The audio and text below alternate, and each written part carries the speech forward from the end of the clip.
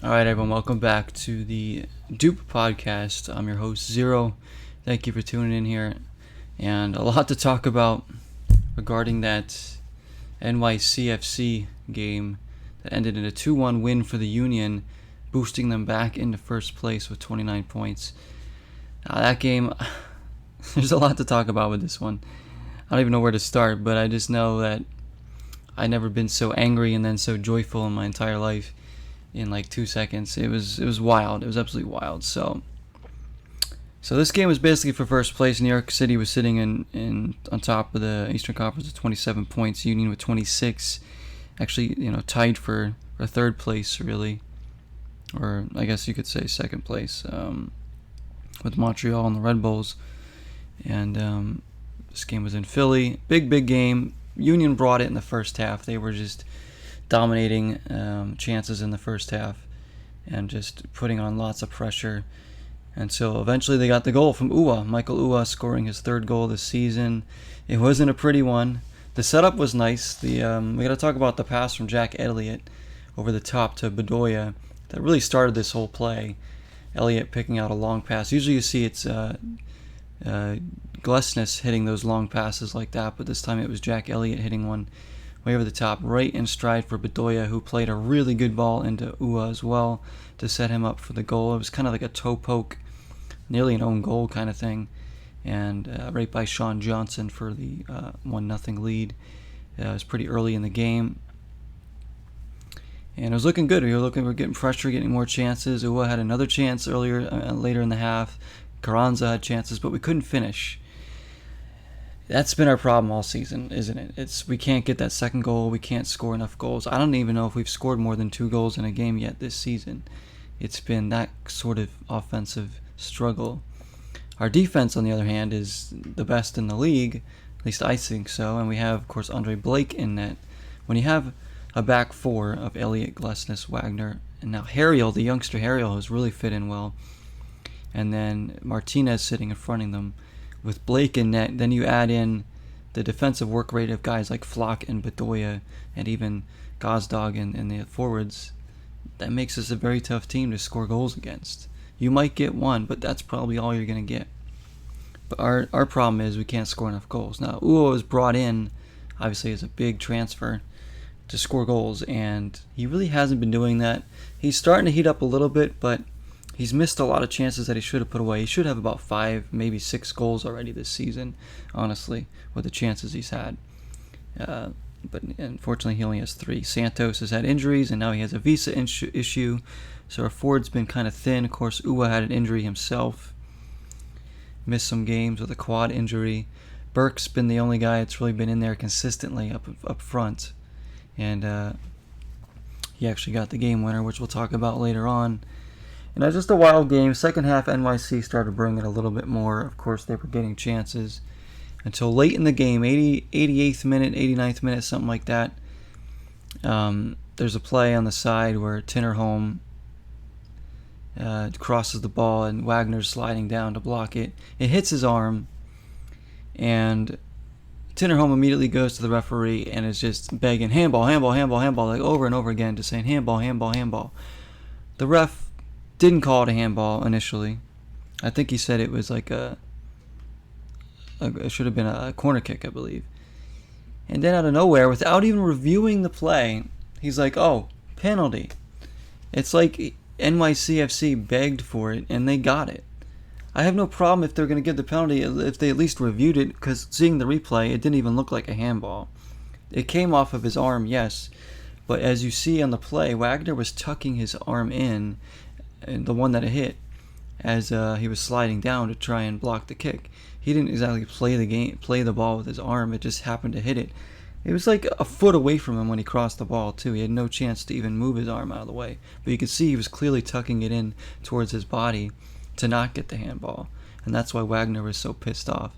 And that's why I was so pissed off when they gave it a penalty. Unbelievable. They did not deserve that. I can't believe that the VAR, they didn't review that or anything. They were just like, oh yeah, you begged for the handball. Well, you got it. We'll give it to you. NYC. They get special treatment from the league, so it doesn't surprise me that they would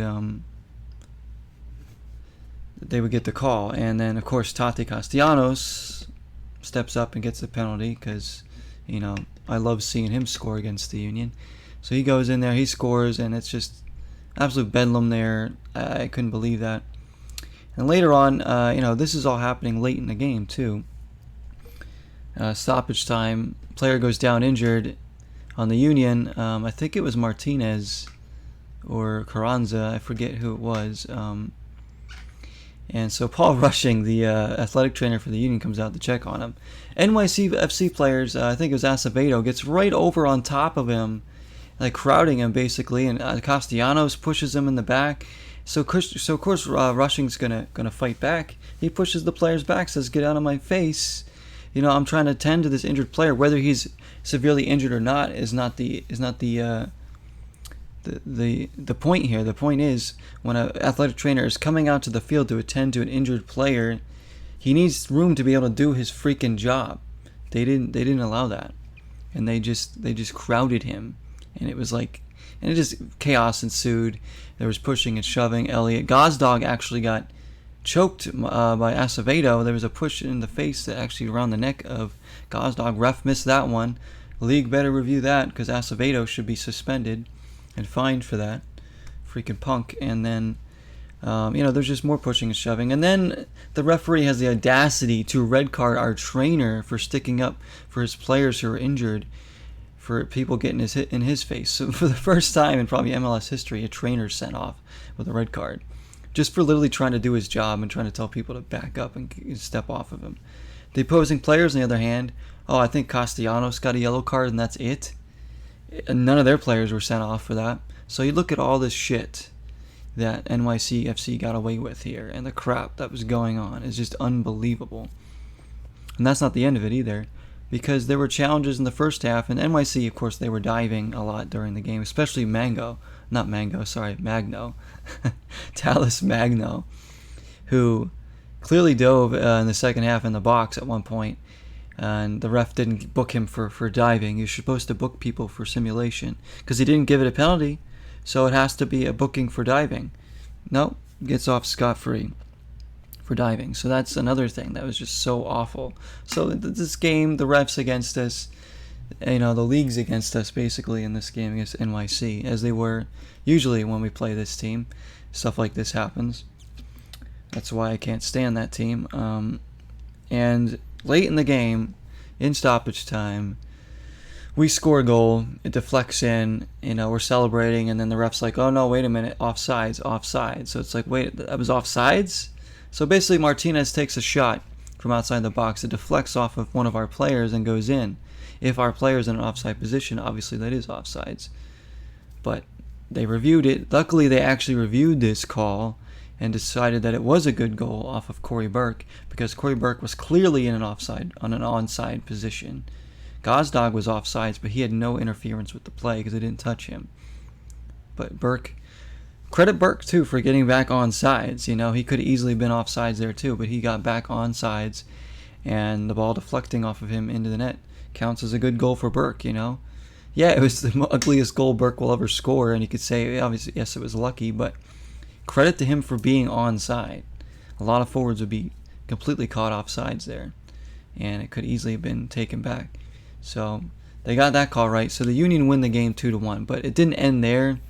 Right after that goal, actually, there was another handball almost call in our box against Harriel.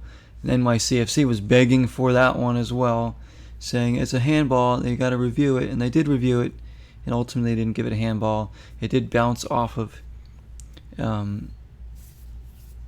Harriel's hand, it looked like, but it wasn't like played with his hand. It was just a stupid little deflection. It's not like he actually swung his hand into it, and there was, again, no time to react, and he was just trying to clear the ball. And also Castellanos kind of pushed him a little bit in the back towards the ball, so I'm glad they didn't give that. I would have been ripped if they gave them another penalty like that to tie the game. So it was just insane. NYC got away with so much crap, and all those calls, our trainer being sent off, their players getting away with everything, and then nearly taking away our game-winning goal. Just unbelievable. So NYC come away with nothing like they deserve in that game, and the Union moved back into first place. It wasn't pretty, but deserved. We played well. We outplayed them for most of the game, so we definitely deserved that win. And despite everything going against us, we still persevered there. It's just absolutely crazy. I couldn't believe that, and I had to talk about this game in a podcast because it was just wild. You guys got to give me your take on it if you were at the game or watching the game on TV. Absolutely crazy. I mean, we've beaten them twice now this year. We beat them in NYC very early on in the season, and now we've beaten them at home. So we've proven that we can beat the best teams in the East here. Our next game is Wednesday against Chicago, in Chicago, so we turn right around to face them on the road. And Chicago, yeah, they're the worst team in the Eastern Conference right now. They're sitting in last place with 14 points, but their offense is poor. But we can't take them lightly. We got to go in there and we got to win. I expect to win in Chicago with this group. Hopefully Uwa can get on the score sheet again. We really need him to start scoring consistently because we haven't had that with anybody. Gozdog's been the one consistent player offensively this year. He's been fantastic. He was really good in this game. I don't think he gets credit for any goals or assists, but he was amazing. His movement, especially in the first half, was really good. He was doing a lot of little flicks and setting things up. Martinez was fantastic. Bedoya was fantastic. Bedoya's has always been fantastic in these games. He scored last game against Cincinnati.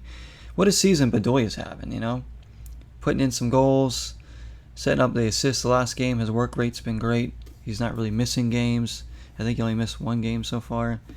Just doing the captain thing, leading his team to first in the Eastern Conference. You can't ask for more from like a 35-year-old guy running around in the midfield at his age doing what he does. It's fantastic.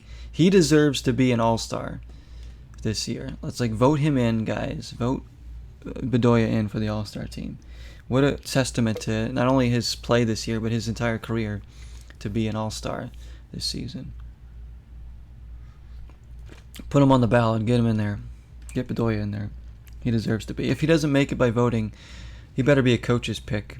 And if Jim Curtin is the coach of the All-Star team, which he should be, I can't believe he never has been, they'll probably give it to Nycfc's manager or something. Or maybe Bruce Arena because they won the Supporter Shield last year. I guess that would make sense. But hopefully, he gets picked in there, if anything. Yeah, we were without, we had a very light bench for this game. Obviously, no Santos with the visa issues. We had no Jack McGlynn, no Quinn Sullivan, no, who else? Paxton Aronson, and I believe there was one other player who was out too. I don't know who it was. It was another youngster as well. Away with the U.S. International Under-20 team, which Quinn Sullivan's been lighting it up with that team. So that's good that our youngsters are getting play for the youth national team. Only bodes well better. We've got some more stars in the making. We got Sullivan, we got McGlynn, we got another Aronson. We have Matt Freese, we have Matt Real, we have Harriel now. Harriel, who has been amazing this season. I can't believe he's not getting looks at the youth national team or anything. I mean, he's been fantastic. He's been one of the better right backs in the entire league. And he's just a kid. It's just this literally like his first season as a starter. He only played a couple games last year. I can't believe what he's doing over there on that right side. He's amazing, He makes his mistakes every now and then, yeah, but he makes up for it, and he learns from those, and he's just playing great defensive play. He whips in a decent cross, too, when he gets forward. He picks his spots well getting forward. Him and Wagner were very good in this game. The whole back line, Elliott, Glesnes, they were just fantastic in this NYC game. The midfield was good. Carranza, he didn't score anything, but, man, he worked his socks off. I saw him hustling, playing physical, getting involved. I thought Carranza was excellent in this game too. Yeah, he didn't score, but sometimes, things that don't show up on the box score also help the team win, and he was doing that. He was playing really well. You could tell he wanted this game. He looks like a Union player to me. I want them to buy him and not just have him as a lone player because he deserves to be on this team full time now because he's just, he's earning a spot. He says he had probably a little bit of chip on his shoulder for not playing enough in Miami, and they kind of just like gave up on him. Like, yeah, we'll loan you out, because we're not going to use you. So he's like, all right, well, the Union are going to play me, and he's making the most of it. So credit to him.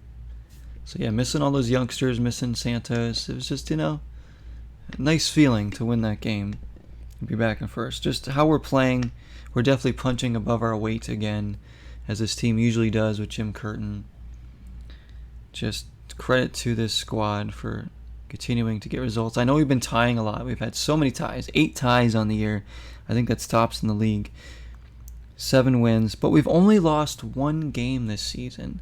You can look at the ties as a negative. I look at them as a positive in a way, because it's showing that we're not easy to beat. You're not going to defeat us. You have to pull off something really special to beat us. We only lost that 1 game 2-1 in Toronto.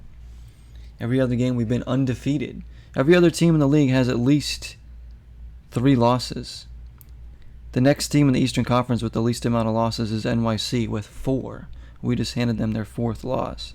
Yes, if we turn some more of these ties into wins, we would be well and above in first place. We could be 8 points in first place right now if we had turned a couple of those draws into wins.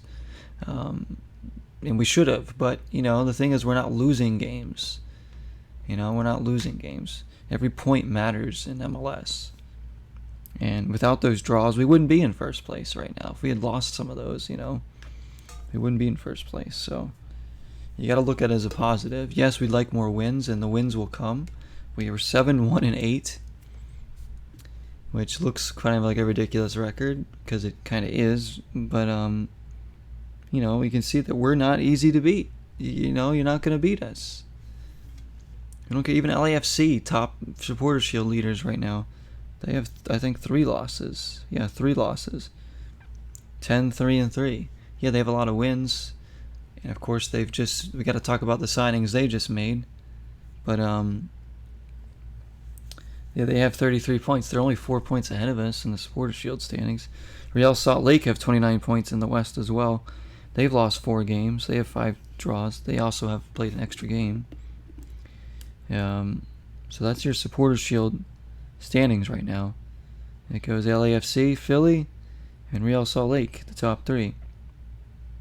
And then Austin would be 4th with 28 points. So NYC would be 5th right now in the supporter shield. But it matters that we're first in the East right now and playing well. LAFC, of course, making a lot of headlines, as they should, signing not only Giorgio Chiellini, the Italian defending master, legend. They also just signed one of my favorite players to watch in world football, and Gareth Bale from Wales. That's just incredible. This team is going to boast Carlos Vela, Chiellini, and Gareth Bale, along with some of their young talent they have. They got Kellen Acosta as well. I mean, LAFC, things are looking really good. Ryan Rodriguez over there. They got Chucho. That team is stacked. They're already leading the league in points, and they're going to be getting 2 world-class players. It's unbelievable. The Union can only dream about signing a player like Gareth Bale. It would never actually happen. But it's exciting. It's good for the league. It's good for, LAFC. It's good for teams like LA Galaxy, who are the rival. What are they going to do now? Falls in their court. They got to make some big splashy signing to match that. They can't go under the radar. And LA Galaxy are struggling a bit this year to score goals. They're 7-5-3. They'll be in the playoffs most likely, but man, they need a little something more spark on that team, especially when their rivals LAFC are doing what they're doing. Meanwhile, the Union are signing players, young players like Turner, homegrowns coming in. That's basically what we do. We sign more homegrowns. I'd like to see the Union go out and sign one more player in the market, like an established player. Maybe like not necessarily another forward or anything. Like they could easily say, all right, we're going to go after a really experienced right back, but I don't think we need that. I think we're good with Harriel and Bizo, basically. Like, Harriel's already proven that he can hang in this league and be with the best. We don't need, and there's not much that we need. When I look at it, I'm like, who do we need? Maybe another creative player on the wings is probably what we need the most. Our midfield on the side, like I said, Flock always struggles on offense. His defensive work rate is second to none. Bedoya isn't the most flashy player in offense either, but he chips in the goals and assists, and his defensive work rate is great. I think we could use maybe another really kind of not flashy player. We need like another Ilsinho, somebody like that. I guess we do need a flashy player, somebody who can create for themselves and others, on and off the ball. It's something that we really need. Gazdag is doing a decent job this year for sure, but he's not a super flashy player. Sullivan's good too. I think Sullivan's got still so much potential. I'd like to see him play a ton when he gets back from international duty, because I think if he gets enough time, he can really create a lot. We've seen what he can do. He's got a lot of talent, that kid. And Aronson as well. Paxton Aronson has a lot of talent. And I'm chuffed to Jack McGlynn too. What their futures can hold. But we need another attack-minded player. Not necessarily forward, but maybe attacking mid-type guy. Just maybe someone we can bring off the bench, or even throw in the starting lineup from time to time as a second striker or something behind Carranza or Ua if we need to. I know getting Santos healthy and back and Ua and everything will be ideal to have, the Ua, Santos, Carranza, Gazdag, Burke and Sullivan, all those guys together healthy and being able to rotate in and out, but it just hasn't happened yet this year. So yeah, maybe one more player, but I don't know what they're going to do. I see them maybe just signing more homegrowns. We shall see, but you can't argue with where they are in the standings. Just the team continues to punch above their weights. Anyways, guys, that is going to do it. I'm running out of breath here. This was just a lot to talk about, especially with that game. I appreciate everybody listening. I hope to join. Please join me on the next Doop podcast. Again, the Chicago game coming up on Wednesday. Let's win that game and build a lead in the Eastern Conference. Thank you all for your support. Thanks for listening. Go Union. Until next time, 0 is the number.